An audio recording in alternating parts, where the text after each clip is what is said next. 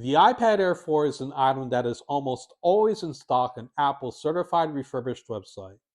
And there are a lot of key advantages when you buy refurbished directly from Apple. First off is the price savings. Now, the original iPad Air 4 listed at $600.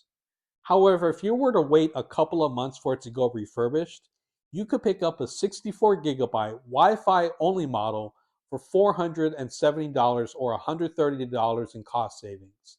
And that indeed is the same refurbished iPad that I picked up for myself.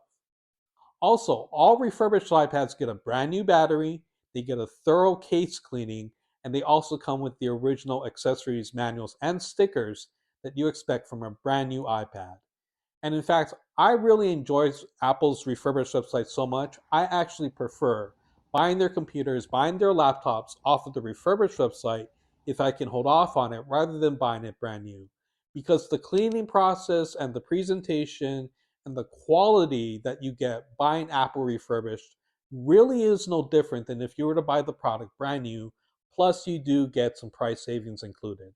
So I cannot speak highly enough about Apple's Certified Refurbished program. In terms of content consumption, the iPad Air 4 is a really good device. Of course, you can watch any YouTube video flawlessly on the Retina display. You can connect to your network wirelessly and stream Blu-ray movies that you may have on your network attached storage. And all you have to do from there is just download VOC Media Player, which of course is free, and then you can use the Files application and browse your network.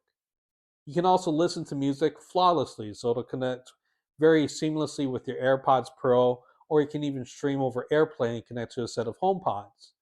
So all in all, in terms of consuming content, the iPad Air 4 is quite versatile and it does a really good job for that purpose.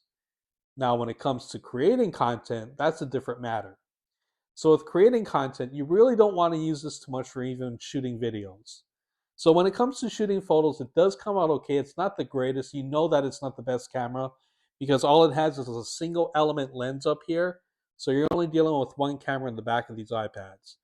Also, it's going to be challenging to get stable 4K footage because as you can see in this video, I took some footage of my ONT or optical network terminal, my internet, and that goes up to my ASUS router.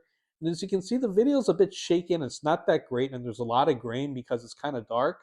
But at the same time, I know if I were to film that with my iPhone, the video will come out much better, much more clear.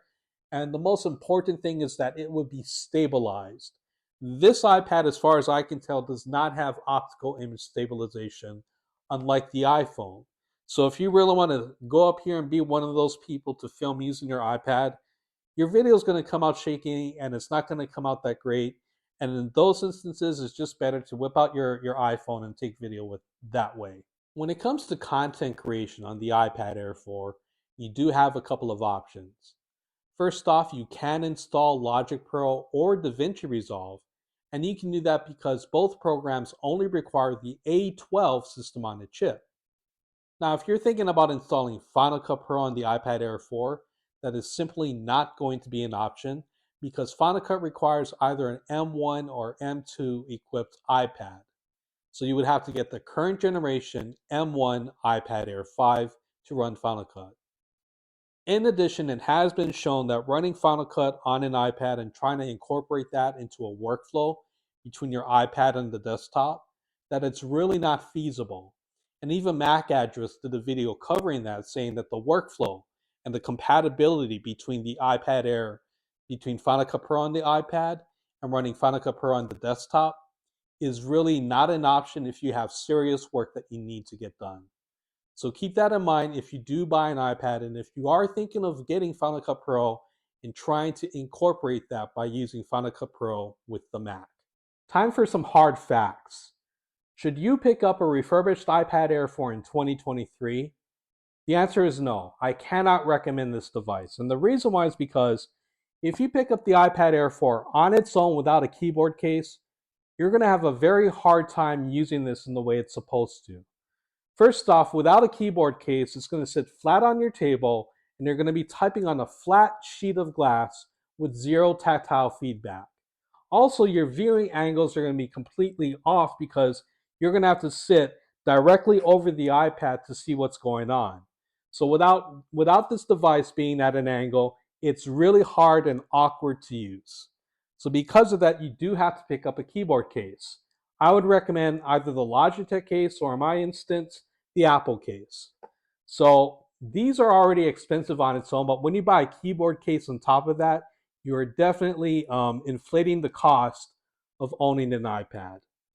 Also, when it comes to the hardware in this thing, the hardware is starting to show its age. Because this is an A14 Bionic chip, which is just fine for consuming content. But if you're a content creator and you want to use video applications such as either DaVinci Resolve or Final Cut Pro is the big one, because Final Cut is the application that requires the M1 or the M2 processor. This right here comes with the A14 Bionic chip, and as a result, if you are really accustomed to using Final Cut, you're going to have it's going to be impossible to use because this does not meet the system requirements to run Final Cut Pro on an iPad. So because of that, you either have to get a brand new iPad Air 5 or the M1 or M2 iPad Pro.